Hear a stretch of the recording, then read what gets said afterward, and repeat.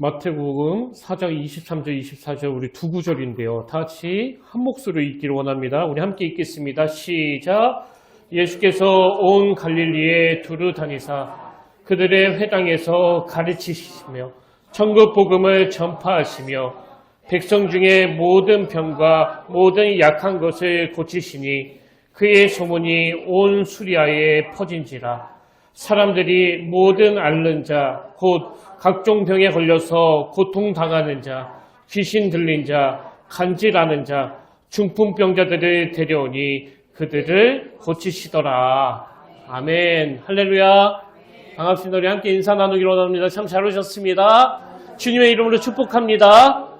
예, 주님의 이름으로 축복합니다. 오늘도 하나님의 그 예비하신 은혜가 여러분 심령 가운데 가득가득 넘치게 되시기를 주님 이름으로 축복합니다.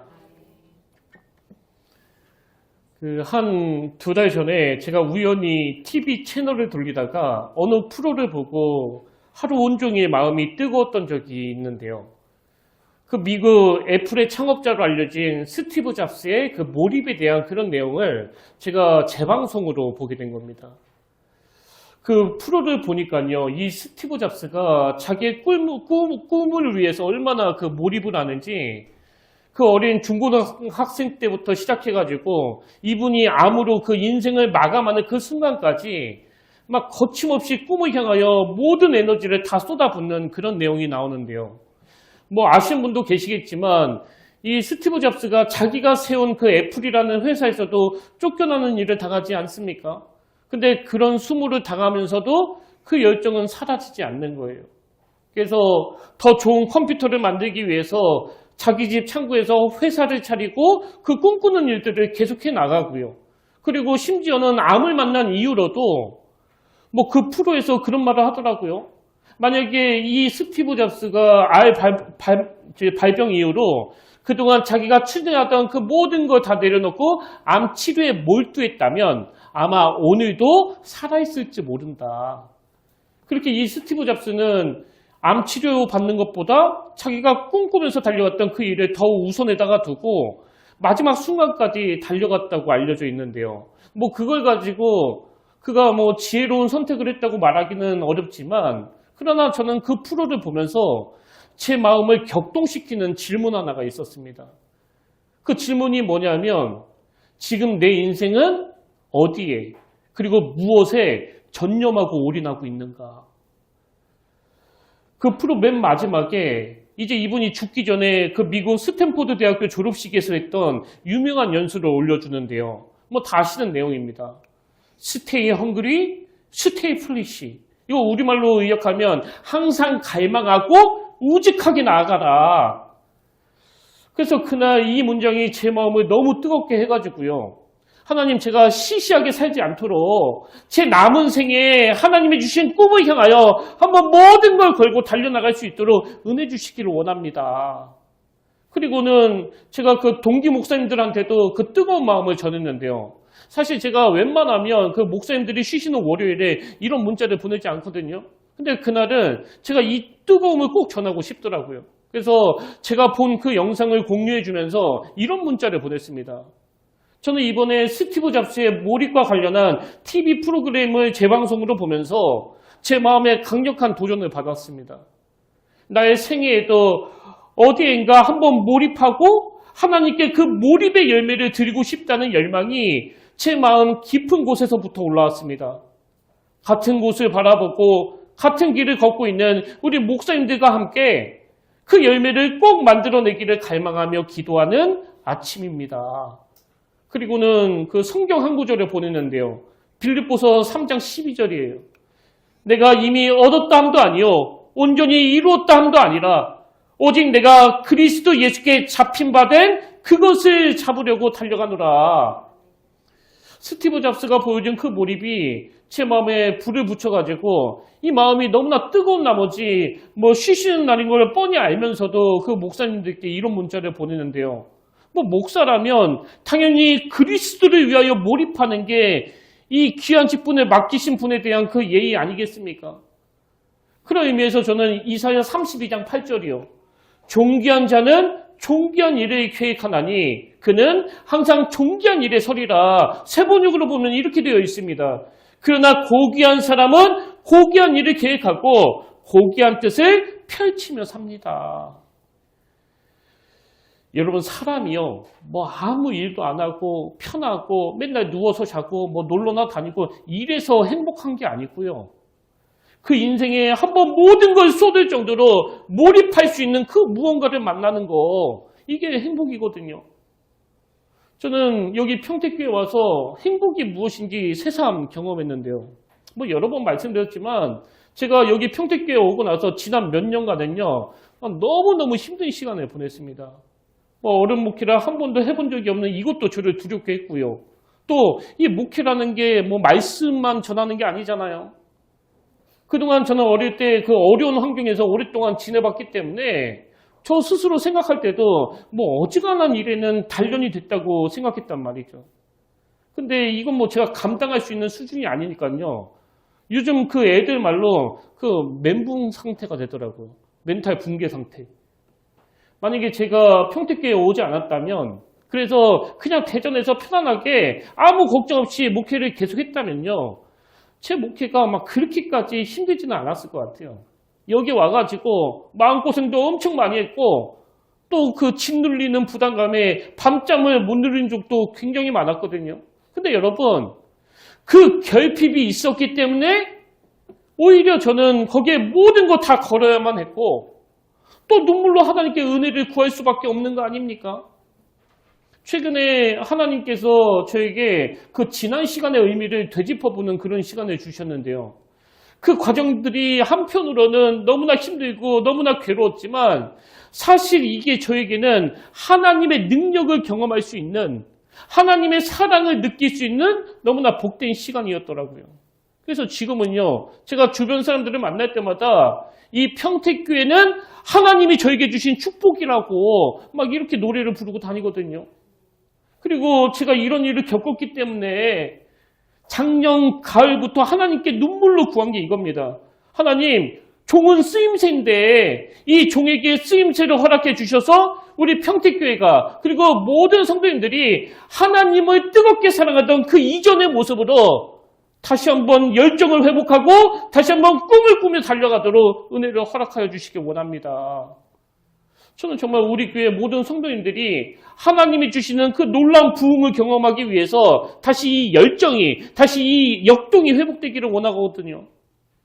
여러분, 우리 삶에 어떤 결핍이 있고 그 결핍 때문에 뭐 힘들고 괴로운 일이 찾아온다고 할 때 그것 때문에 뭐 주저앉고 포기하고 이제 나에게는 더 이상 그 옛날의 열정이 나오지 않아.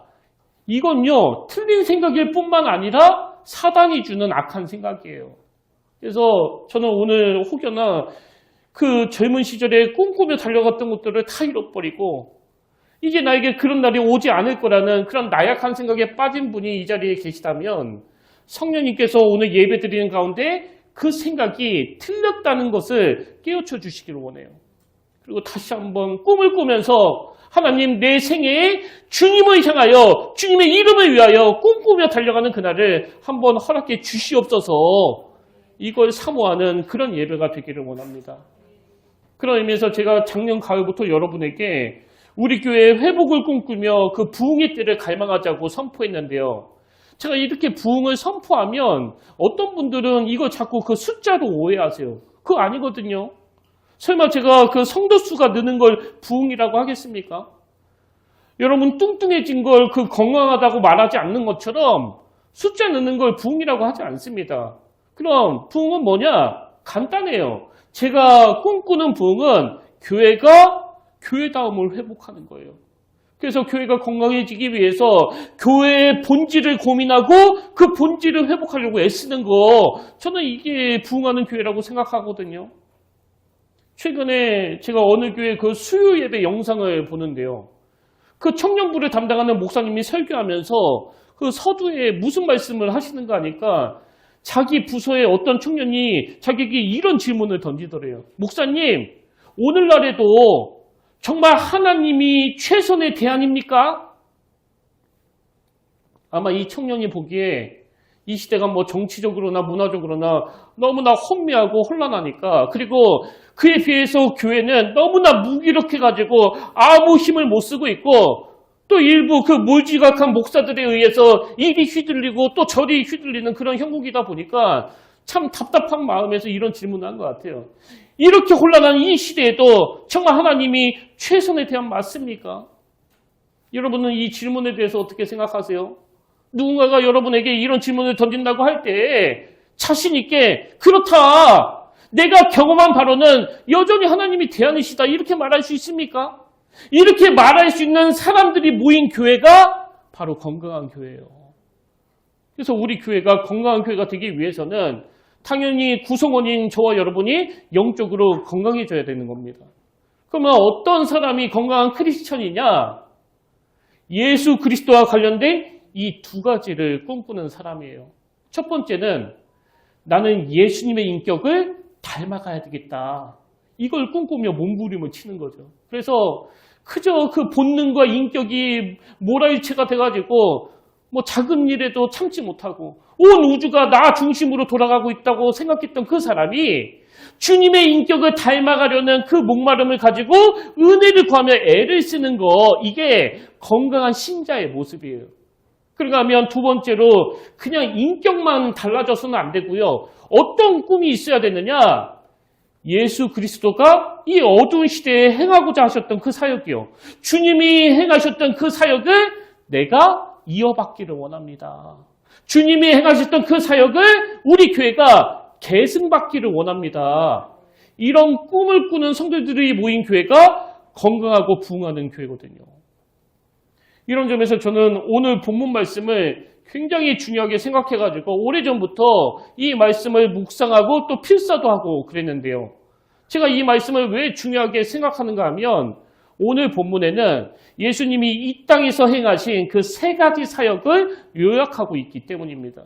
자, 오늘 본문 마태복음 4장 23절에 오십시오. 예수께서 온 갈릴리의 투르당에서 그들의 회당에서 첫째 가르치시며, 이게 주님이 하신 일의 첫 번째 요약이에요. 그런가 하면 두 번째로 천국 복음을 전파하시며, 세 번째로 백성 중에 모든 병과 모든 약한 것을 고치시니. 그래서 가르치시며 전파하시며 고치시니, 이게 예수님의 세 가지 사역을 요약해 놓은 건데요. 그 중에 첫 번째 사역이 그 가르치시며, 예수님은 유대 회당에서 가르치시는 일을 하셨는데 뭘 가르치셨을까요? 구약 말씀을 가르치신 거예요. 구약 말씀을. 그래서 구약 성경을 가르치시면서 주님이 이루어 가실 그 새로운 세대에 이 말씀이 어떻게 해석이 되는지 이걸 가르치셨고요. 그 다음 두 번째 사역이 천국 복음을 전파하시며, 여기 나오는 천국 복음은 헬라어 원어 그대로 직역하면 그 나라의 복음이거든요. 그 나라의 복음. 그럼 왜 주님은 그 나라의 복음을 전파하셨느냐?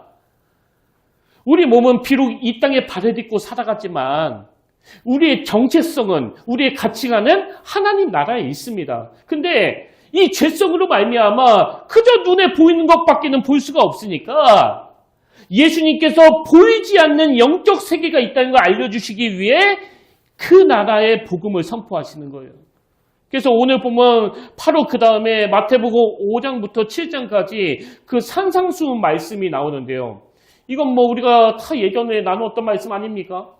이 산상수훈이야말로 예수 그리스도를 영접한 사람들이 이 땅에서 천국을 맛보고 살아가기 위해서 어떤 삶을 살아내야 되는지 그걸 알려주는 그 나라 복음의 행동 강령이에요. 행동 강령.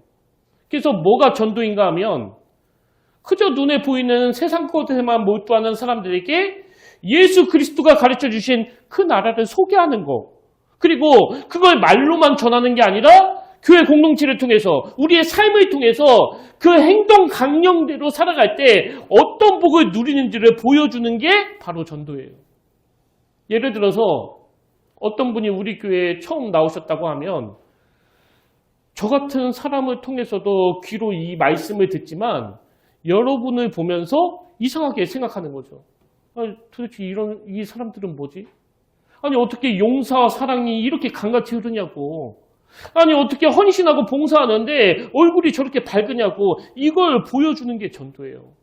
이게 잘 안 이루어지는 교회는 굉장히 가라앉은 교회라는 거거든요.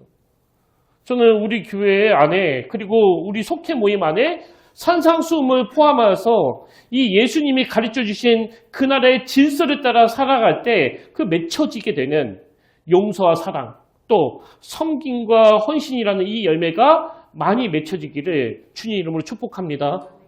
그리고 마지막 세 번째 사역이 이 고치신인데요. 사실 이건 어떻게 보면 좀 생뚱맞아요.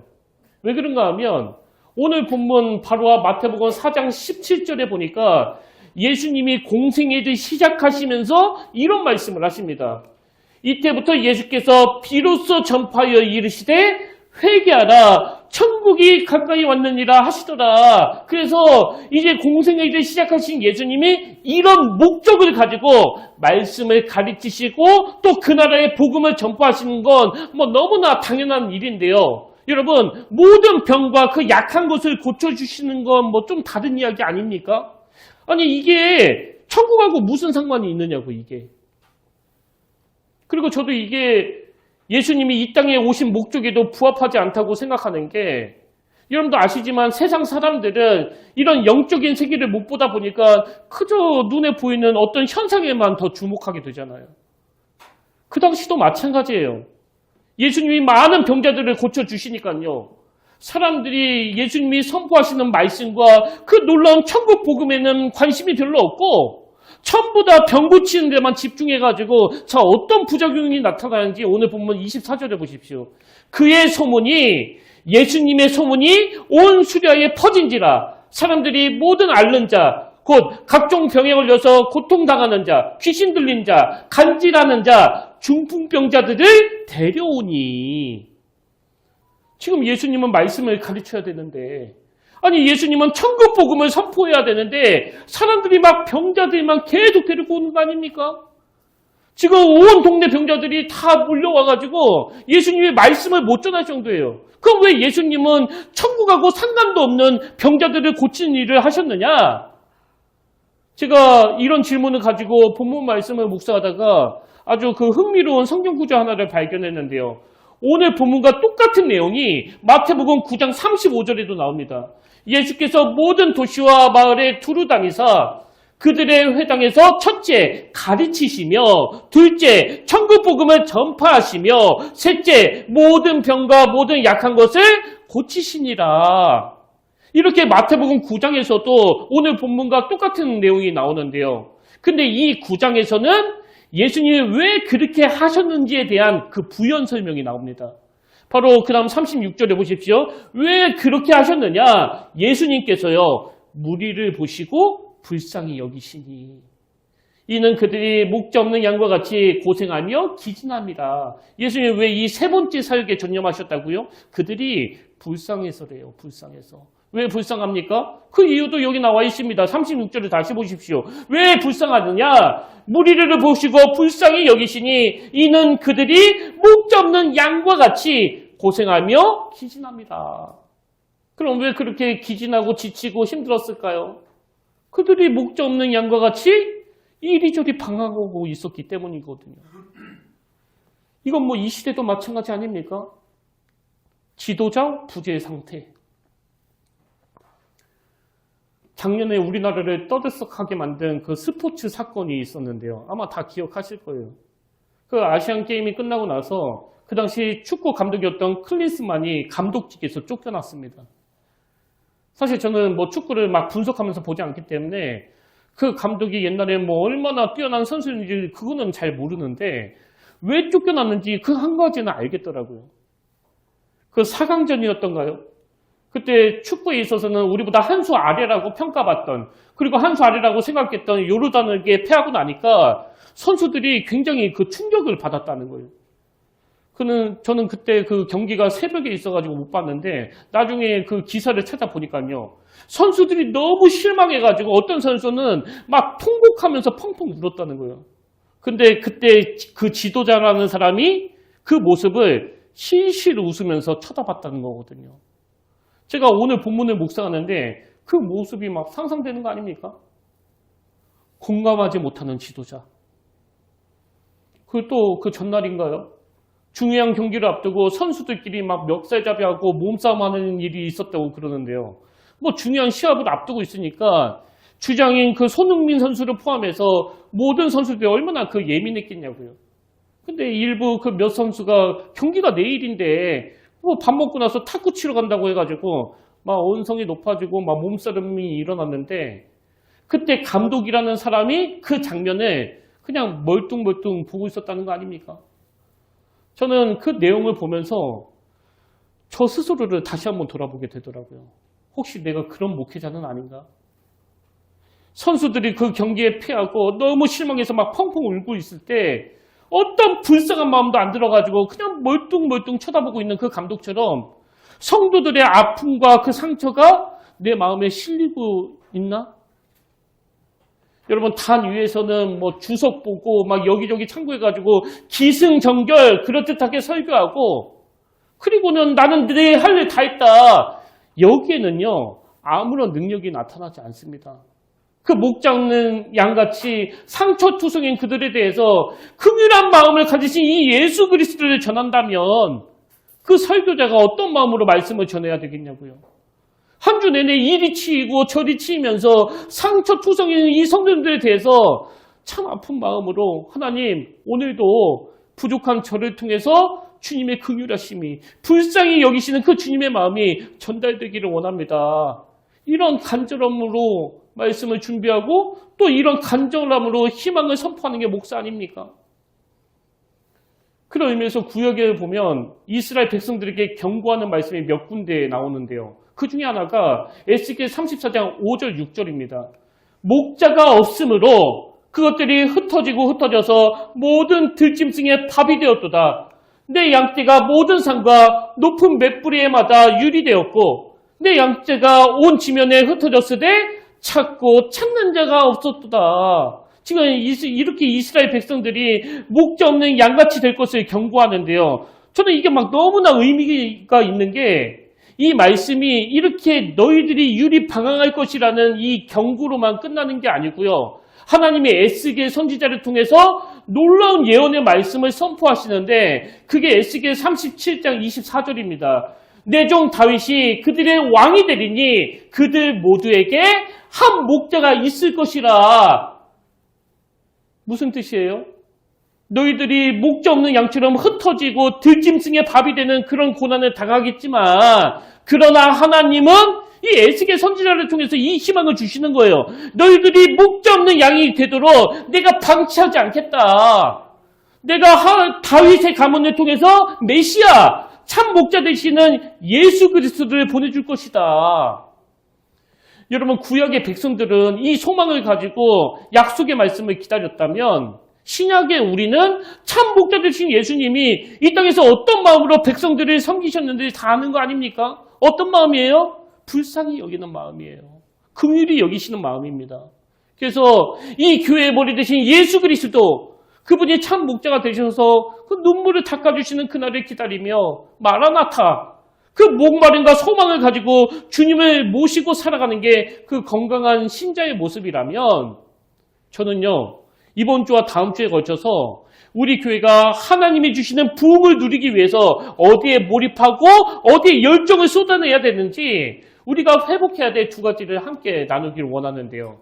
오늘은 한 가지만 전하고 나머지 한 가지는 다음 주에 이어서 전하기를 원합니다. 자, 우리 교회가 회복해야 될 두 가지 중에 그 첫 번째가 뭐냐? 예수님의 긍휼하심을 회복하는 거예요. 예수님의 긍휼하심. 예수님의 그 공생애를 다루는 사복음서에 보면 주님의 사역 가장 밑바닥에는 늘 이 긍휼하심이 흐르고 있다는 것을 알 수가 있는데요. 우리가 잘 아는 그 오병이어의 기적도 마찬가지 아닙니까? 마태복음 14장에 보면 그 예수님에 대한 소문을 듣고 많은 사람들이 예수님께로 몰려오는데 뭐 남자 장정만 한 5천 명이 모였으니까요. 여성하고 아이들까지 합치면 10,000명이 넘는 사람들이 모여든 거예요. 그래서 예수님이 그들에게 말씀을 가르치시고 천국복음, 그 나라의 복음을 선포하시는데요. 사실 뭐 밥 먹이는 것까지는 예수님 책임이 아니잖아요. 그래서 그 과정에서 제자들이 예수님께 이런 말을 합니다. 마태복음 14장 15절을 세 버전으로 보십시오. 저녁 때가 되니 제자들이 예수께 다가와서 말하였다. 여기는 빈들이고 날도 이미 저물었습니다. 그러니 무리를 헤쳐 보내어 제각기 먹을 것을 사 먹게 마을로 보내시는 것이 좋겠습니다. 한마디로 말하면 제자들이 예수님께 설교 좀 빨리 끝내달라고 재촉하는 거예요. 이 많은 사람들이 이제 집에 가서 밥을 먹어야 되는 거 아닙니까? 그랬더니 예수님이 생뚱맞는 말씀을 하시는데요. 그게 16절입니다. 예수께서 그들에게 말씀하셨다. 그들이 물러갈 필요 없다. 너희가 그들에게 먹을 것을 주어라. 이게 예수님께 뭐 쓸 수 있는 표현인지는 잘 모르겠는데요. 이거 오지랖 아닙니까 이거? 아니 예수님은 그냥 가르치시고 전파하시면 되는데, 그리고 배고픈 사람은 집에 가서 밥 먹으면 되는 거고, 말씀에 너무 매료가 된 사람은 그 말씀 계속 들으면 되는 거고, 뭐 밥 한 끼 굶는다고 죽는 거 아니잖아요. 근데 왜 예수님은 그들에게 한 끼 먹이시는 일까지 이렇게 신경을 쓰시는 거냐고요. 왜 그런 줄 아세요?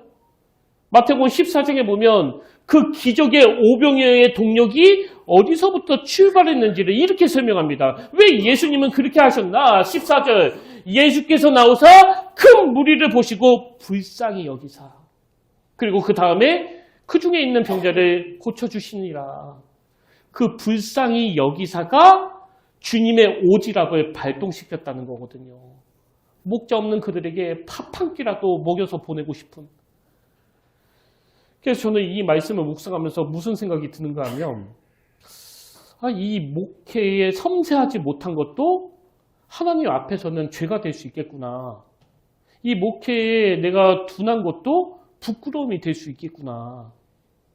그럼 주님은 왜 이렇게 섬세하신 거예요? 왜 이렇게 섬세하셨냐 하면은요, 그들을 너무나 불쌍하게 여기셨거든요. 그들을 너무나 안쓰럽게 생각하셨거든요. 그래서 여러분, 우리 교회가 건강한 교회가 되기 위해서는 저와 여러분이 하나님이 주시는 그 부흥을 누리고 싶으시다면요, 우리가 그 주님의 성품과 관련해서 이 두 가지를 꼭 기억하셔야 됩니다. 첫 번째는, 교회는 바로 이 예수님의 긍휼을 경험하는 곳이라는 거. 솔직히 말해서 그 클린스만 감독 같은 그런 지도자밖에 없는 너무나 가슴 아픈 이 세상에서 누가 내 얘기를 귀를 기울여 줍니까? 누가 나한테 관심을 가져주냐고요. 근데 주님은 우리의 작은 신음에도 귀를 기울여 주시고 목자 없는 양과 같이 불쌍히 여겨주시는 거예요. 20대 초반에 제가 저를 불쌍하게 보시는 그 은혜를 경험했기 때문에 내 인생의 궤도가 바뀌고 내 진로가 바뀌어가지고 지금 이 자리에 서게 된 거거든요. 저는 우리 교회 모든 성도님들이 매 예배 때마다, 그리고 속회 모임 때마다 우리 예수님의 긍휼히 여겨주심을 맛보기 위하여 그 몸부림을 치시기를 주님 이름으로 축복합니다. 그런가 하면 우리가 이 주님의 성품과 관련해서 또 하나 기억해야 될 게 있는데요. 그게 뭐냐니까, 내가 주님으로부터 긍휼을 받았다면 나도 누군가에게 그 긍휼을 베풀어야 한다는 거예요. 이 사랑의 선순환. 그래서 여러분, 건강한 교회는요, 주님의 불쌍히 여기심이 많이 경험되어지고, 그리고 그 경험으로 서로 사랑하는 게 건강한 교회예요. 뭐 성도님들끼리는 말할 것도 없고, 담임 목사는 성도님들을 불쌍히 여기고, 성도님들은 담임 목사를 불쌍히 여기고, 서로 불쌍히 여기는 곳. 이건 뭐 가정도 마찬가지 아닙니까? 제가 뭐 가정 전문가는 아니지만요, 이건 알아요. 아무리 문제가 많은 가정이라 하더라도 그 배우자가 불쌍하게 보이면 바로 회복이 된다는 거. 여러분, 사실 인간과 인간이 결혼했는데 마음에 쏙 드는 경우가 어디 있겠냐고요.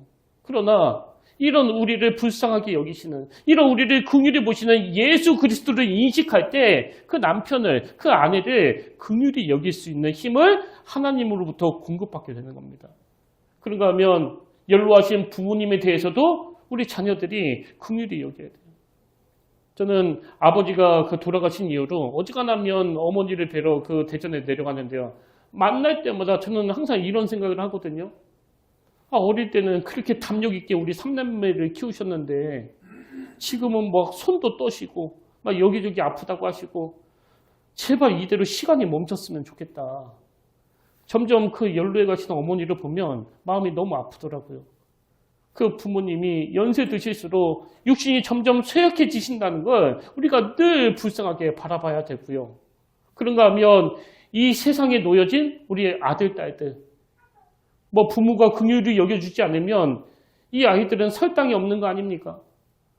저는 우리 교회에 그리고 여러분의 가정에 주님의 긍휼하심이 풍성하게 부어져서 나도 누군가를 위해서 긍휼히 여겨지는 이 사랑의 선순환이 날마다 일어나기를 축복합니다. 오늘 결론을 이렇게 맺습니다. 여러분도 그거 다 느끼시겠지만 참 감사하게도 작년부터 우리 교회에 그 귀한 영혼들이 한 분 한 분 오고 계시는데요. 제가 최근에 그 시 한 편을 발견하고 이걸 하나님이 우리 교회에 주시는 메시지로 받고 있습니다. 그 정현종 시인이 쓴 방문객이라는 시인데요. 한번 들어보십시오. 사람이 온다는 건 실은 어마어마한 일이다. 그는 그의 과거와 현재와 그리고 그의 미래와 함께 오기 때문이다. 한 사람의 일생이 오기 때문이다. 부서지기 쉬운, 그래서 부서지기도 했을 마음이 오는 것이다. 그 갈피를 아마 바람은 더듬어 볼 수 있을 마음, 내 마음이 그런 바람을 흉내낸다면 필경 환대가 될 것이다. 누가 건강한 신자라고요? 어떤 사람이 부서지기 쉬운, 그래서 부서지기도 했을 그 상한 마음을 가지고 우리 교회에 찾아왔을 때 그 바람처럼 예수님처럼 그 사람을 용납해주고 이해해주고 어루만져주고 그래서 필경 환대해주는 그 사람이 바로 건강한 신자의 모습이에요. 그래서 교회는요, 그 사람이 뭐 어느 대학교 나왔고 얼마를 가졌고 어떤 옷을 입었고 어떤 직장에 다니고 이런 걸로 구분 짓는 곳이 아니고요. 교회는 그 주님의 마음으로 미숙하면 미숙한 대로 또 성숙하면 성숙한 대로 그저 긍휼히 여겨주시는 곳이에요.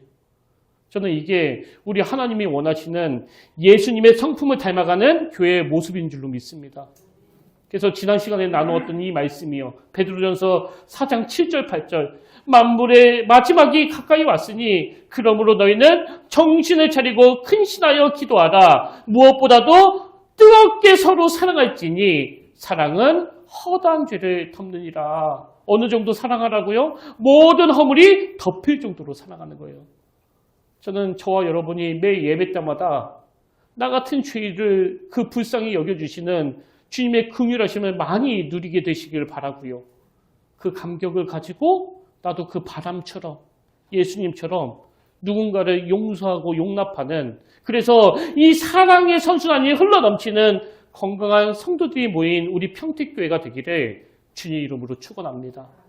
오늘 이 말씀을 마음에 담고 우리 결단 찬양으로 원하고 바라고 기도합니다. 이 찬양 함께 부르기를 원하는데요. 가사에 보니까 이 세상을 살아가는 동안에 나의 힘을 의지할 수 없으니 기도하고 낙심하지 말 것은 주께서 참 소망이 되심이라. 그리고 후렴이 이렇습니다. 하나님의 꿈이 나의 비전이 되고 예수님의 성품이 나의 인격이 되고 그 다음에 성령님의 능력이 나의 능력이 되길 원하고 바라고 기도합니다. 여러분 여기 나오는 성령의 능력을 어떤 파워로 오해하지 마십시오.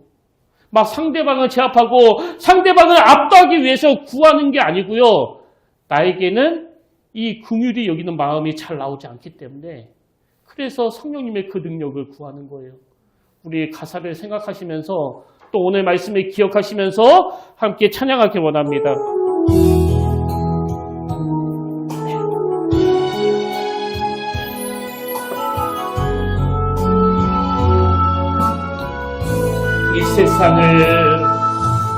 이 세상에 살아가는 동안에 나의 힘에 의지할 수 없으니 기도하고 낙심하지 말 것을 주께서 참 소망이 되심이라. 주의 길을 걸어가는 동안에 세상의 것 의지할 수 없으니 감사하고 낙심하지 말 것을 주께서 참 기쁨이 되심이 하나님의 꿈이 하나님의 꿈이 나의 비전이 되고 예수님의 성품이 나의 인격이 되고 성령님의 권능이 나의 능력이 되길 원하고 바라고 기도 하나님의 꿈이 하나님의 꿈이 나의 비전이 되고 예수님의 성품이 나의 인격이 되고 성령님의 권능이 나의 능력이 되길 원하고 바라고 우리 다시 한번 소망하며 부릅니다. 이 세상에 살아간 동안에 나의 힘을 의지할 수 없으니 기도하고 낙심하지 말 것을 주께서 참 소망이 되심이 주의 길을 걸어가는 동안에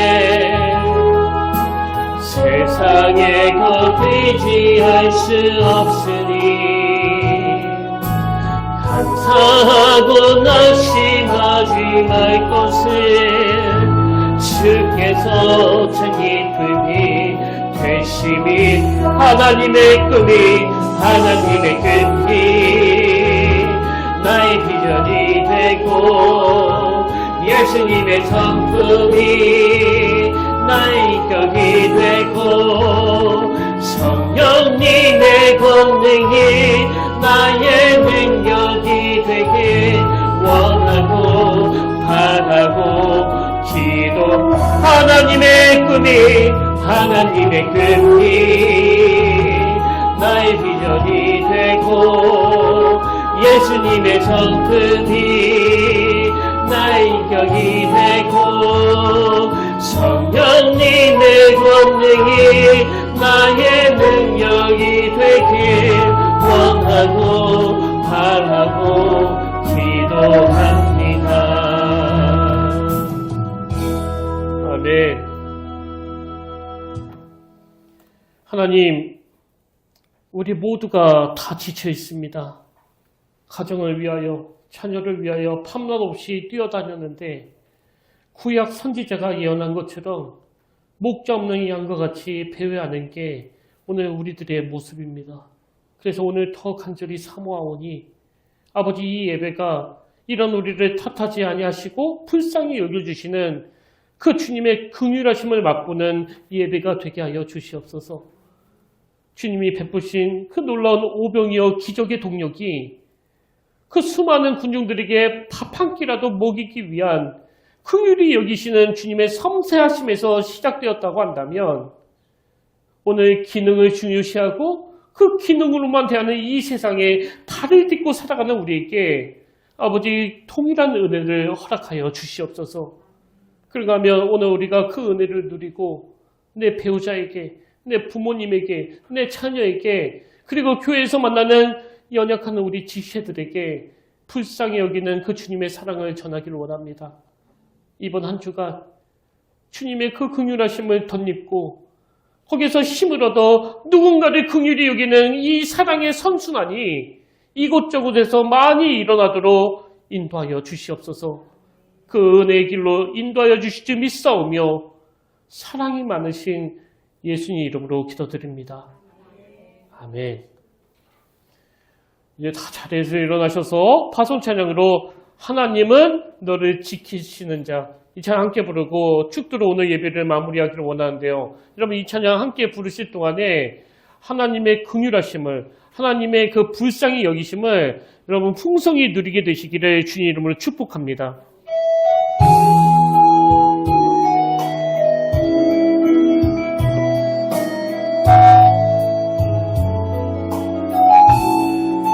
하나님은 너를 지키시는 자. 하나님은 너를 지키시는 자. 너의 평내 그늘 되시니 낮의 해와 달을 알고 너를 해치 못 하나님은 너를 지키시는 자 하나님은 너를 지키시는 자 너의 환난을 명쾌하시니 그가 너를 지키시리라 너의 출입을 지키시리 눈을 들어 산을 보아라 너의 돈은 어디서 오나 천지 지으신 너를 만드신 여호와께 하나님은 너를 지키시는 자 하나님은 너를 지키시는 자 너의 우편은 그늘 되시니 낮의 해와 밤의 달도 너를 해치 못한 하나님은 너를 지키시는 자 너의 반란을 명쾌하시니 그가 너를 지키시리라 너의 출입을 지키시니 눈을 들어 산을 보아라 너의 돈은 어디서 오나 천지 지으신 너를 만드신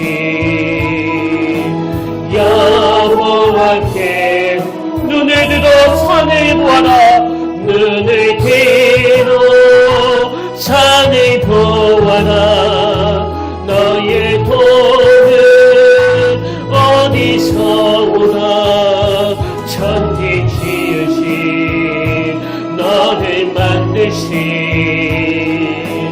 여호와께 눈을 들어 산을 보아라 눈을 들어 산을 보아라 너의 돈은 어디서 오나 천지 지으신 너를 만드신 여호와께로다. 아멘. 사랑하는 자들아 하나님이 이같이 우리를 사랑하셨은즉 우리도 서로 사랑하는 것이 마땅하도다. 누가 누구에게 불만이 있거든 서로 용납하여 피차 용서하되 주께서 너희를 용서하신 것 같이 너희도 그리하고 이 모든 것 위에 사랑을 더하라. 이는 온전하게 매는 띠니라. 아멘. 살아계신 하나님 아버지, 오늘 단에 서서 말씀을 전하는 종이나 또 앉아서 말씀을 청중하는 성도님들이나 그 내면을 들여다볼 때 선한 것이 하나도 없음을 고백할 수밖에 없습니다. 그러나 나는 의인인 척하는 사람들을 부르는 곳이 아니라 스스로 죄인임을 자각하는 그 사람을 부르러 오셨다는 그 주님의 말씀 앞에 우리가 위로를 받사오니 오늘 내게 베풀어 주신 그 하나님의 놀라운 사랑과 긍휼이 다시 회복됨으로 말미암아 비참한 상태에 놓여있는 사람들을 위해 기도하고 외로운 사람들과 함께 슬퍼하며 눈물 흘리는 자들과 함께 우는 그런 건강한 크리스찬이 되게 하여 주시옵소서. 그런가 하면 무엇보다도 하나님 우리 마음 안에 하나님을 떠나버린 그 길 잃어버린 한 영혼에 대한 눈물이 회복되기를 원합니다. 오늘 그들에게 먼저 손을 내밀 수 있는 용기를 그리고 그 영혼에 대해서 아파할 수 있는 주님의 마음을 우리에게 허락하여 주셔서 이 세상과 전혀 다른 삶을 추구하는 자들이 긍휼히 여기는 자들이 이 땅에서 어떤 복을 누리는지 한 주간 맛보게 하시고 하나님의 긍휼을 받은 나를 통하여 주님의 자녀가 된 나를 통하여 주변에 목자 없어 방황하는 영혼들이 주님께 돌아와 그 영원한 생명의 양식을 함께 먹고 함께 누릴 수 있도록 주님 친히 인도하여 주시옵소서. 이제는 우리 주 예수 그리스도의 은혜와 하나님 아버지의 탐없는 사랑과 성령님의 감동, 감화, 위로, 교통, 충만하심의 역사가 오늘 말씀 마음에 담고 이번 한 주간도 놀라우신 주님의 사랑하심과 그 긍휼하심을 경험하면서 나도 누군가를 위해 마음으로서의 긍휼 또 행위로서의 긍휼을 구현할 것을 결단하며 다짐하며 예비하는 모든 주의 자녀들 머리 위에 지금부터 영원토록 함께 하시기를 간절히 축원하옵나이다.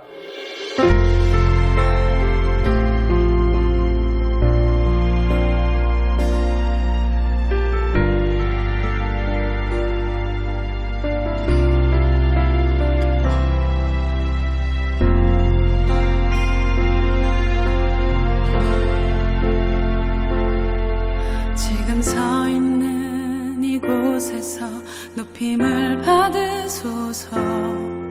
내가 받는 땅